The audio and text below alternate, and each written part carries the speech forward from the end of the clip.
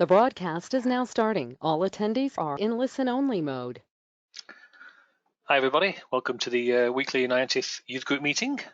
Today is May the 4th, Star Wars Day for anybody who follows it. Myself and John are your hosts as usual. If anyone's got any questions or queries, ideas, solutions, then feel free to raise your hand and we'll get the microphones and screens opened up accordingly. Okay, we're going to try and do a bit of a shorter webinar this week.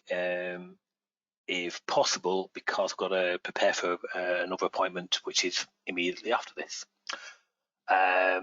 So, by all means, get your questions coming in. Let me open the question box so I can see them, which will help, of course. In the meantime, while waiting for the questions, updates. And basically, one thing we've mentioned, in fact, Alex is here, so I'm going to put him on the spot. I'm going to open up the microphone. Hi, Alex, can you hear me? Yes, I can. Can you hear me? Yep. Just okay. I'm hearing myself as well, actually. But okay. So one update. I'm just going to mute while I do this, and I'll unmute you in a second. One of the updates that we've got 2 or 3 updates currently juggling at the moment, for want of a better term. So because it's a case of we're getting updates worked on but not released, we're focusing on literally just one at a time, getting it tried, tested and out, and then moving on to the next one. It's just going to make much more sense rather than firefighting 2 or 3 at the same time.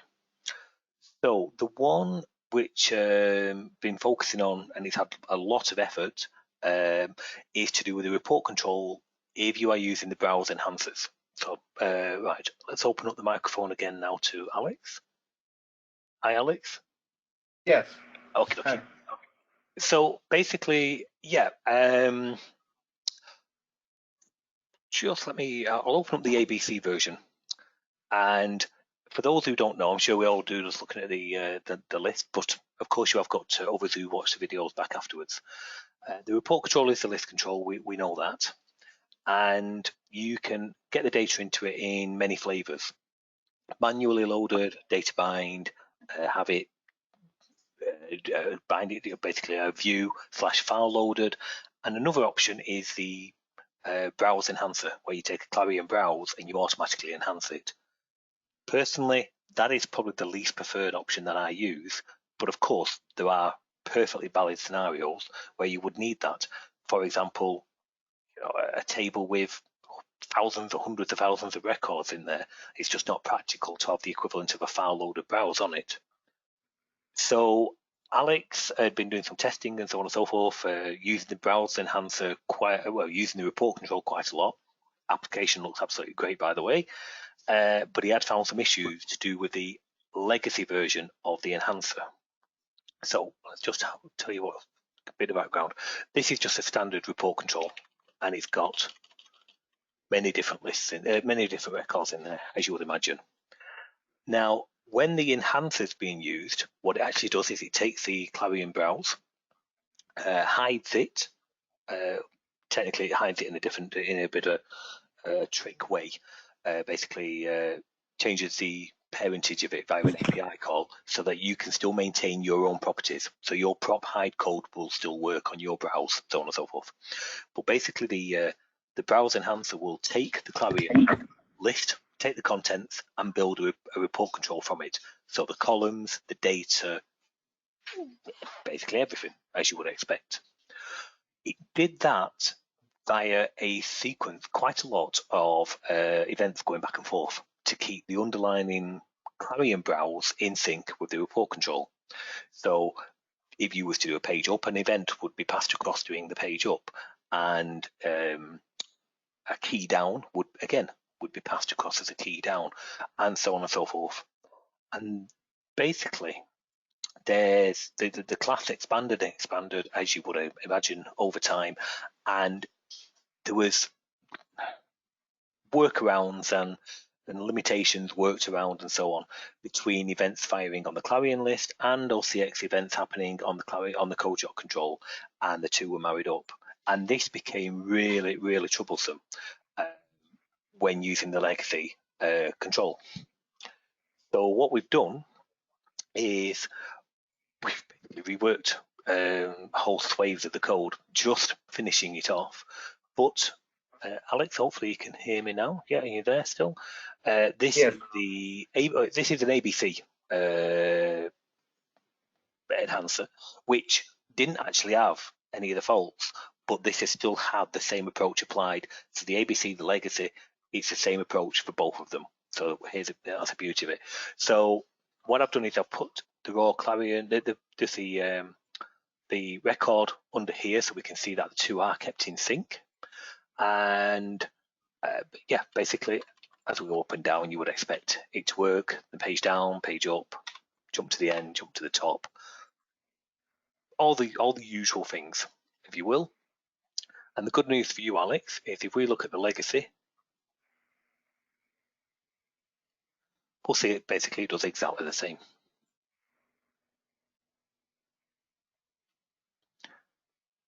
So yeah, basically the good news is this is, I think it's fully ready for a release, because what we want to do is tidy up, take this opportunity to tidy up some of the others. I don't want any events except for event new selection to be passed between the two controls. So here's your enhancer. So it's basically a page loaded legacy list, and as we go up and down, it does exactly what you would expect. And the page up and page down, page up. So basically, yeah, nothing too exciting. Point I'm making is it now works and you'll be able to use it. And the scroll, of course, as you would expect, the scroll wheel, that is. So yeah, that's basically. Wow, that's awesome news. So yeah, we're big push forward. I tried and wasted actually a bit of time in the last couple of weeks on this. So I decided to bite the bullet, so to speak, and just rework what's going on underneath the surface. So now, for both enhancers, doesn't matter if it's page or file loaded, instead of events being fired back and forth, what you now have is underneath the report control, we have a new set of derived methods, and they're all related to the scroll. So we have a scroll down, scroll page down, page up, scroll top, should be a scroll up. I must have missed the scroll bottom, yeah. So basically, the scroll events is one other which I've just got to do, and that is the basically where you scroll in the thumb. It's called the take. I think it's called take scroll. Actually, probably the code's at the side of me. Kind of irrelevant, but there is another scroll event. You just want to make sure that is correct. Our locators still work, and this should actually pass the whole communication between the two should be a lot more tighter, particularly a lot faster. Should just be better. That's the idea.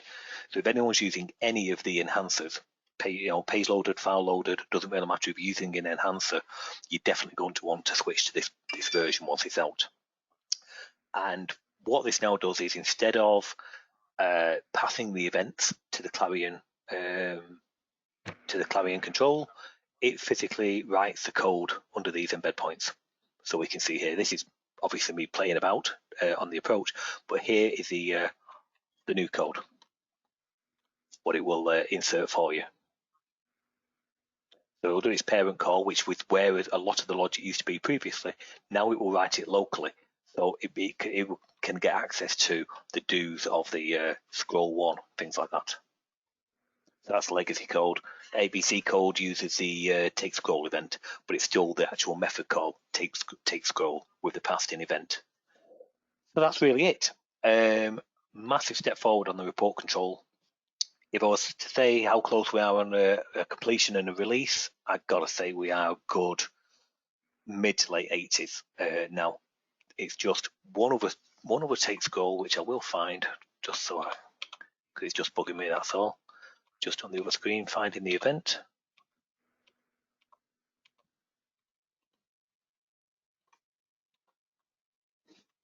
Won't be a second.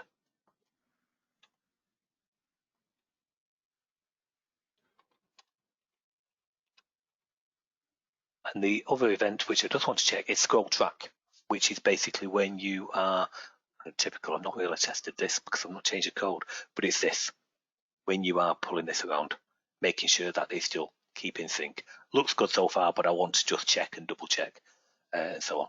When that's done, and I check the locators, I think I might have saw a particular issue with the take sort as well, or the equivalent of take sort in the legacy. When that's done, and the new version will be released. So that's that. So you can expect it imminently, is the main thing. Any questions on that? Did you say in the middle of May? In the middle of May? Oh, on the May the 4th now. No, you'll get I'm not moving on to the next thing until this is done. So you can expect it tomorrow, really. Yeah. Oh, okay. Wow, okay. Great. Yeah, no, great news, Andy.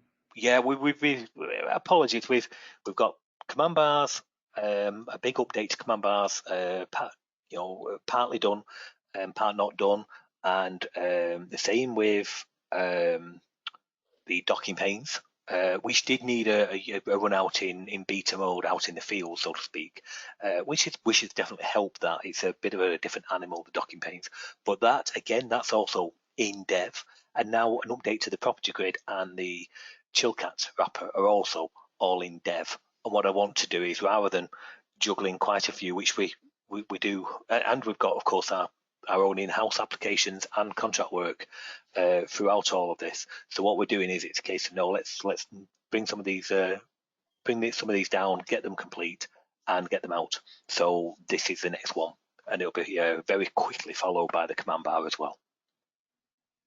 Wow, that's awesome. Thank you so much, Andy. No problem. So yeah, you can feel free to, this time tomorrow, drop me a message and say, how have you got on? And I should be at the stage of just putting the installer together. That's really what I'm expecting. Awesome. And then will it just be like in the usual Oh, portal? just apply log into the portal, download the latest version, install and compile. And if it's a multi-DLL, compile the whole solution starting with the data. Got you. Okay, great. Thank you. Okie dokie. Do we have any other questions? There's no other updates, no other products at the moment. Like I say, there's plenty going on behind the scenes, but there's no other releasable updates on other products at the moment. But yeah, any other questions? Or yeah, on the product set, really.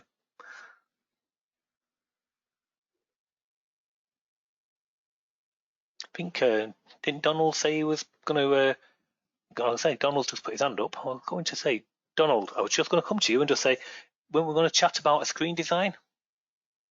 Yeah, well, actually everything has started falling in place, and Okay. it's going pretty well. Oh, that's good. I like questions like that. And what seemed to do the trick was one of the procedures, the one that contained the map control.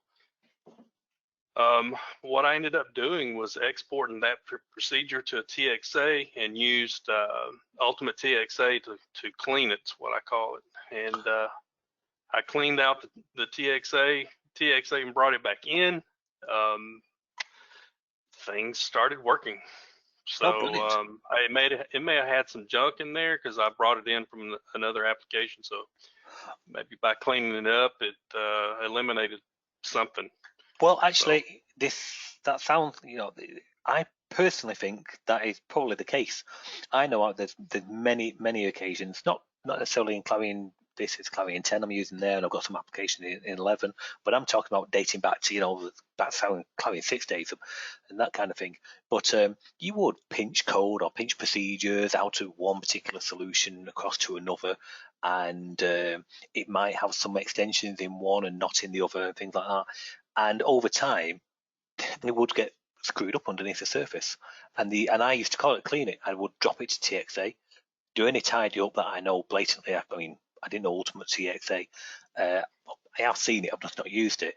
But if that allows you to do that tidy up automatically, then great. But I just used to do it manually and bring it back in again, and it would get rid of let's call them clarion funnies, for want of a better term.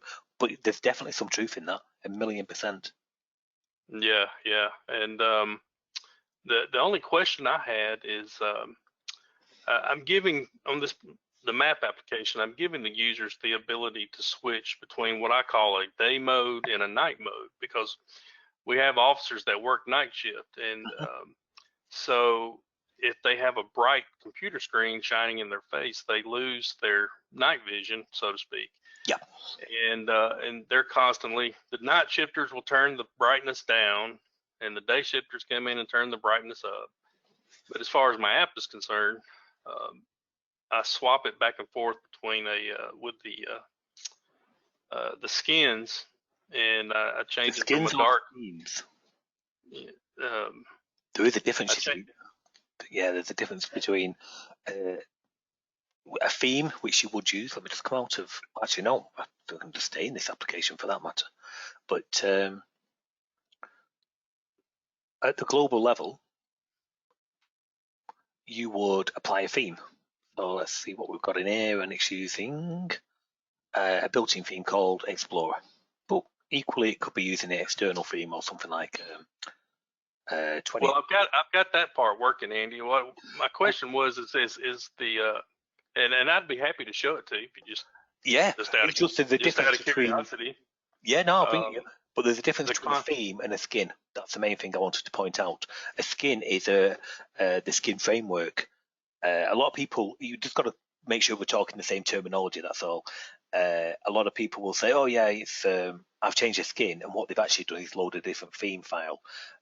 Theme files and skin files are separate entities. Yeah, that's the main thing. But yeah, coming your way now. You should get a presenter option. Show my screen. Okay, you should see the map application. And on a side note, one thing I discovered that I really like is the ability of the command bar to display high resolution icons. And so these icons are actually quite large. I want to say they're either 256 or 512 by 512. It can be better to put the high resolution in there because or something like that. What it'll do, it's not just a command bar. I noticed the icons. Oh yeah. Yeah, the icons looked better. Yeah, they just look better in a high res. And but anyway, this is what I was going to show you. I was going to say what it will do on the icons. You can see how the. I think we're losing each other a little. Yep. You notice that that's working. Yeah, the skin using SkinFramework. And so, do you have the ability to change, perhaps like the docking pane, the background colors, or the command bar background colors? Yeah, they are the theme. You want to use the theme there. Okay. Or now it depends on the skin you've chosen. Hence my original statement and question. I can see you using SkinFramework because the actual main application frame, the buttons look different. So I think that's a SkinFramework in action.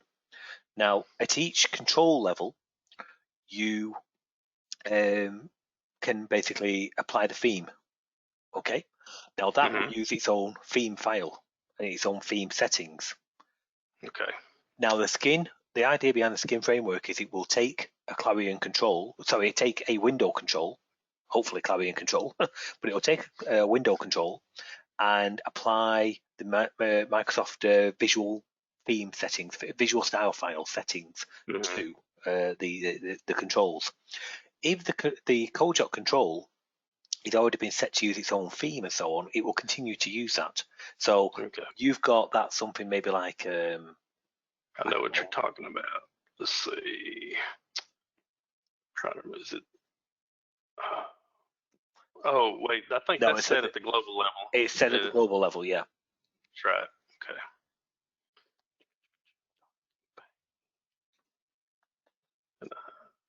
Now I was going to say you've got a setting there for custom SkinFramework, which will allow it to work hand in hand with the skin, which is great.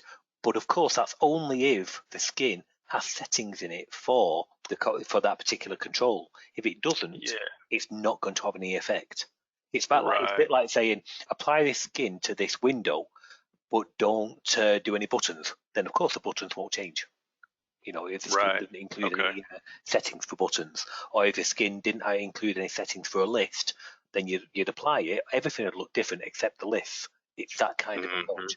So it depends on what skin you're using. But what you could do is you can switch that theme at runtime. So it's set to custom there. But you've got maybe the Visual Studio 2015 Dark. It's good for a dark one.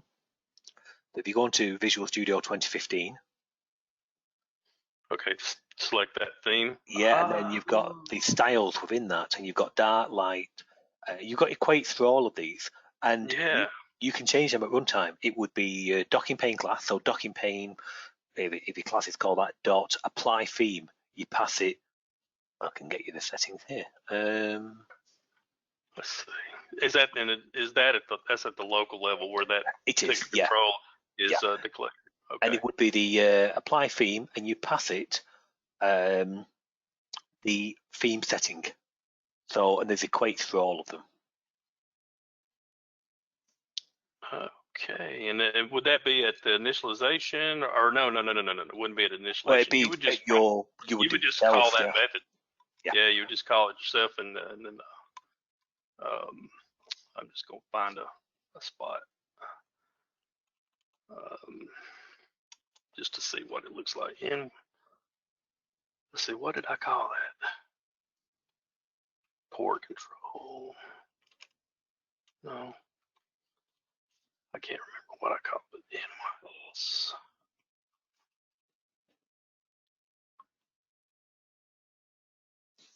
Is that correct? It's not that one. No, it's not the window extension. It would just No, it's not, because that would be the content management, wouldn't it? It is, yes. Let me see what did I call it? There it is.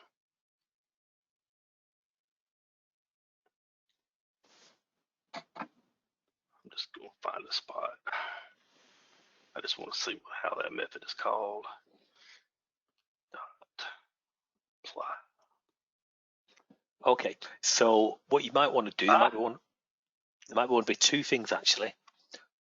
Just 1 second. One is the theme, but you might want to, if you're changing the file, you might have to do that as well. Just getting it here now. Won't be a second.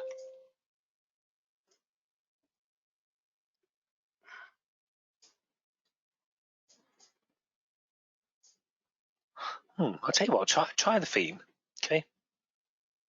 And it wants to be for that NYS docking pane. NYS. Just jumping up now for you now. NYS docking pane, and there's these different themes. Try something like docking pane underscore Visual Studio 2015 dark. Oh, there isn't 2015 dark on that.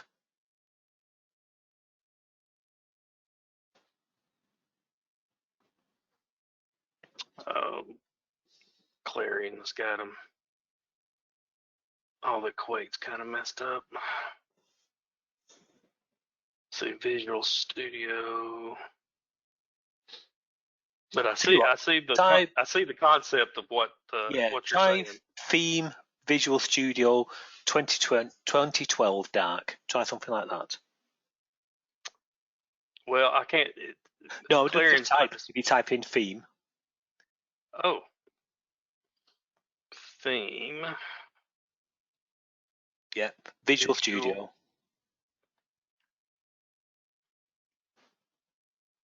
(2012). And then dark. Yep. Okay, let's just try that. See, the only thing I think that would be. Hard to put that. I'm trying to remember. What would be a good embed point to put that? Well, normally, I mean, I would do it in the init complete, something quite late on, maybe 9999, something like that. Yeah, I've noticed that timing on when you call certain things is very important. Especially with that map control, that was a lot of the problems. Init complete right there. I'm just going to, something I've got in the back of my mind, you might want to call a different method, but won't be a second, I'll just try it for you.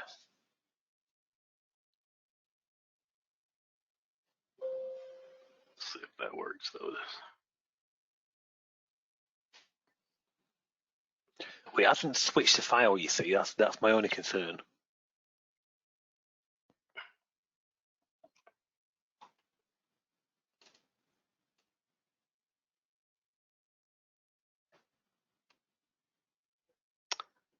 It does seem to have applied something because the title part of that docking pane is different. Well, just 1 second, just a new selection. Yeah, you would want to, there's another extra command, if you can just before that, yeah, same again, docking pane 2. Okay. Do you have the style files in this folder? I do, yes, sir. Ah, right, okay, so docking pane 2 dot apply resource theme file. Yep. Okay. And then you want the name of the actual file, which is something like, okay, Let's see, map app, styles.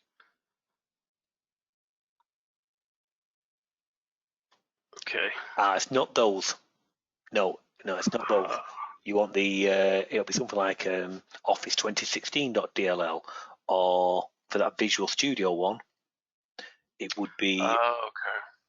yeah, it'd be Visual Studio 2012.dll. They are in the CodeJock. You go to your CodeJock install, Okay. which is program 86, yeah. That's it. Go to your version. Tell you what, try calendar. Doesn't really matter. Sorry, command bars. These will all be the same thing. Examples and styles. Just grab those DLLs, and they are your DLLs. You don't want the ones that are above. You can actually edit these, you see, and the source of them is above. But yeah, you just want those. Right. Okay. And it's at Visual Studio. This one. Yeah. Okay. Am I going to just pass the name of the file in? You would, yeah. So.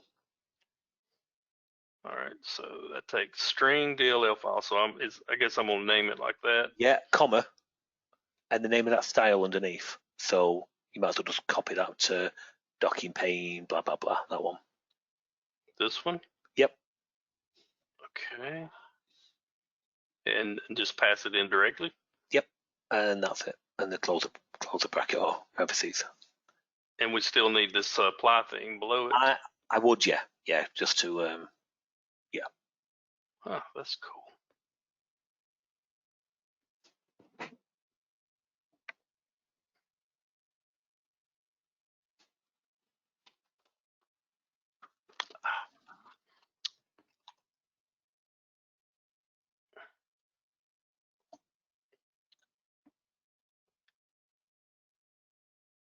I don't know about the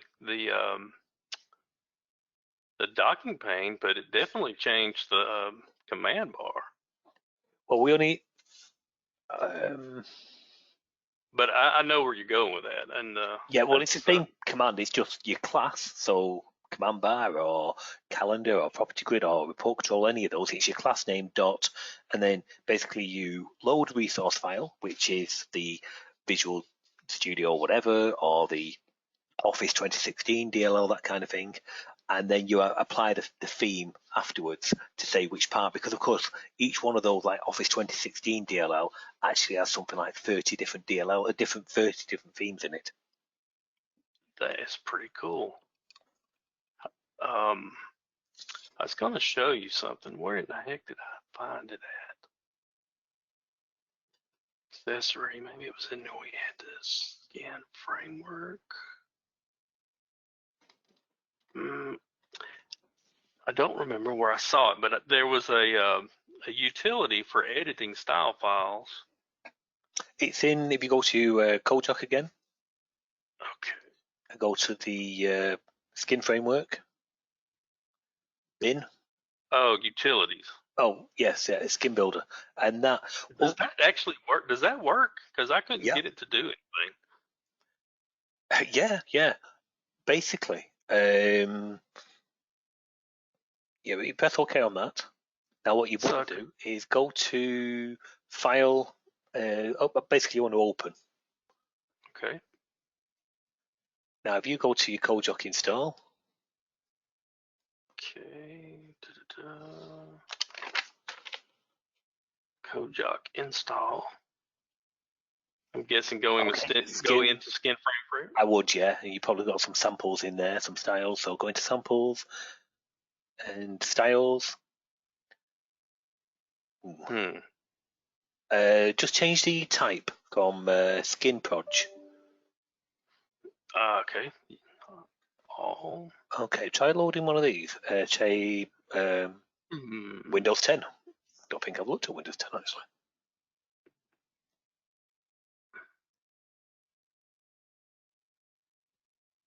Okay. No, not really seeing.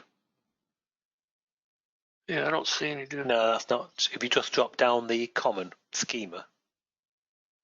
Common. Just up about up a couple of inches. Oh, I see it. Yeah, no, that's not.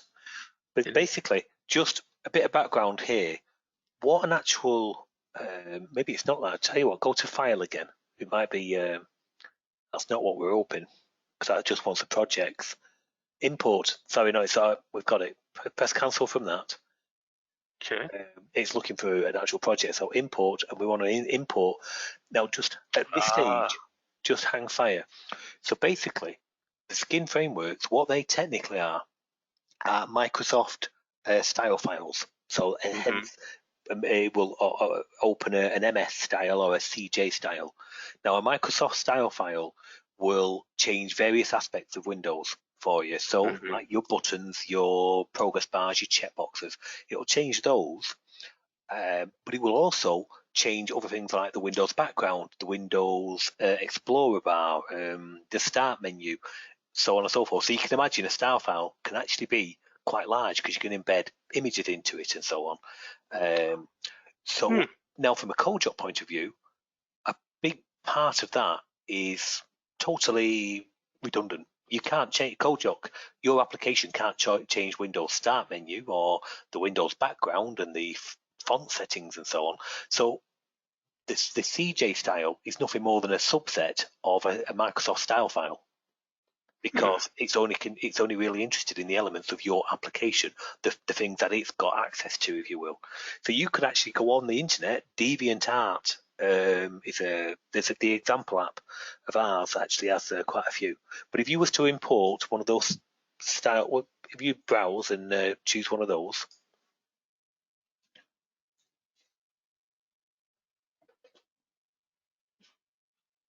Was that one of the things there? I didn't see it as a.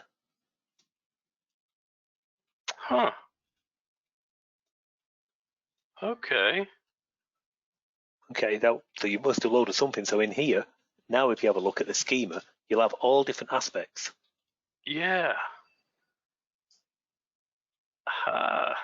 Very cool. And then you can export from that. So of course, you can click on something. So you could go onto the gray, whatever, change a particular attribute that you want to do, and you've got your property grid on the right to be able to change this stuff. Yeah.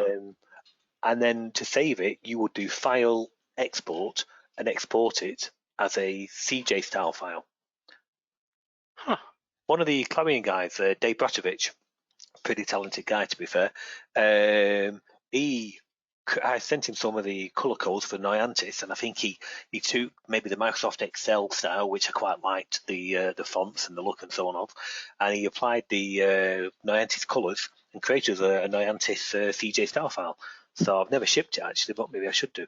But this is exactly how you would do it. But you could That have a is look around very the good. web, find some obviously royalty free and so on, so you don't you keep on the right side of the law. Excuse the pun. Yeah. But basically, have a look for some MS style files or Microsoft style files. Import them using that import utility there, and it will get rid of all the dead wood, so to speak, and you just basically are left with just the properties that you're interested in. You change those accordingly and do an export, and you would have a brand new style. That is really cool. Really cool. I'm glad I asked the question. So basically, after all that, you could get a style that you like and get it and add the settings for a docking pane. Not quite sure how we do it. I'm not sure what settings the docking pane picks up on.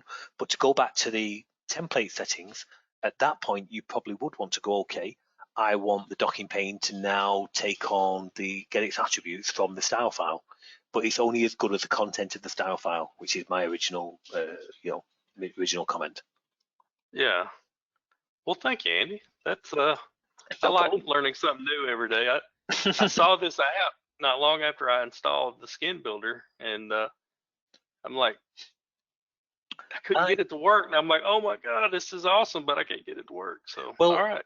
a bit background on the SkinFramework is when I first used it back in Clarion 6, I thought it was probably an English phrase here, best thing since sliced bread, because it took a Clarion 6 app and made it look half decent. So I loved it. Mm-hmm.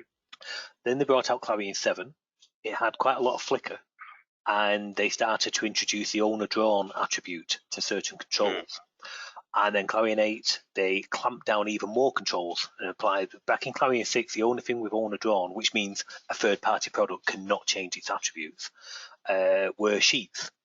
Then 7 started introducing more owner drawns, 8 did more, 9 and 10 and so on and so forth. They made it worse.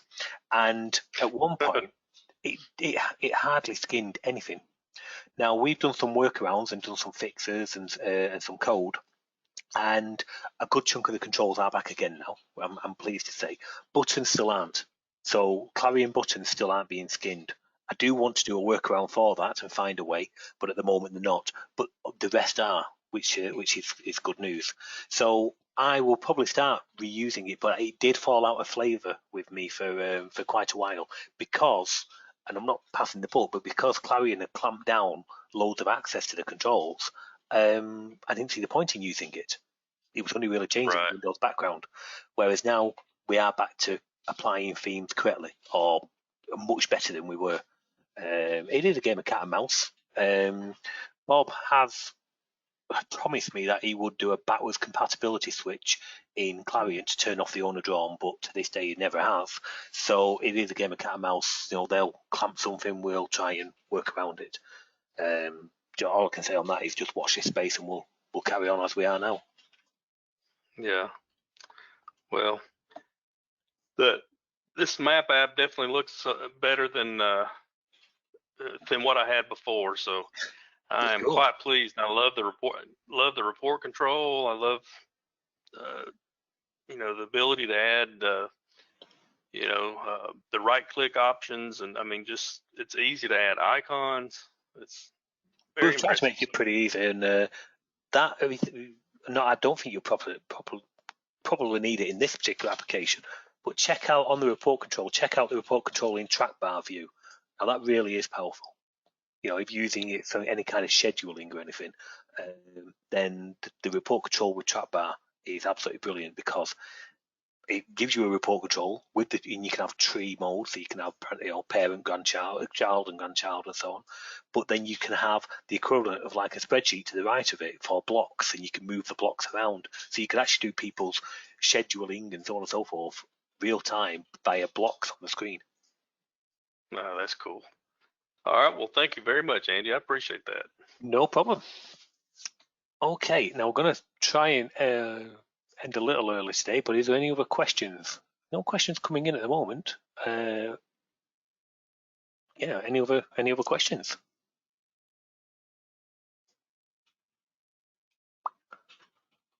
No, give it a couple of minutes, and then if not, we will actually wrap up, which will actually be quite short. I just see Alejandro's here, so we'll just quickly open the mic and send a message to Alejandro.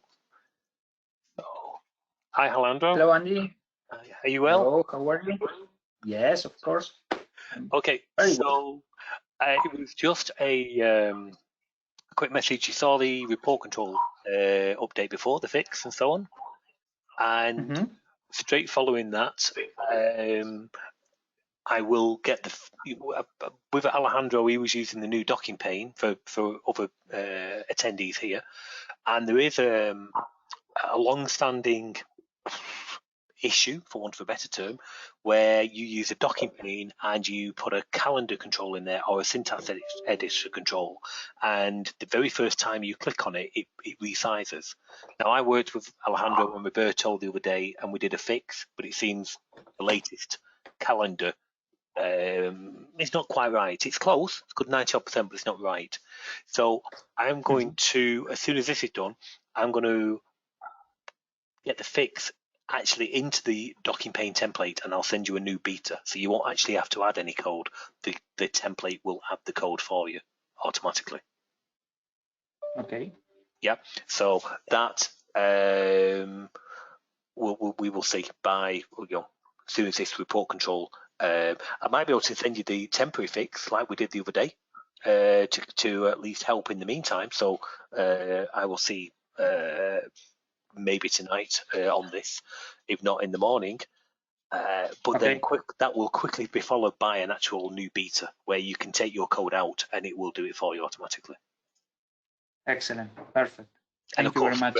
And for anybody else who's wanting to use those, which I use them all the time, then it will make it so much easier.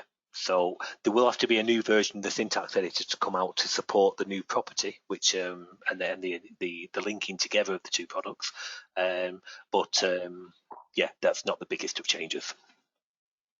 Okay, and please remember, don't forget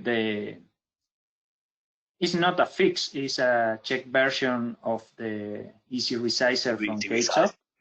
Yeah. Yes, I think that is important for the other, because when they update the Easy Resize, they will have a problem with all of your template because they changed the method.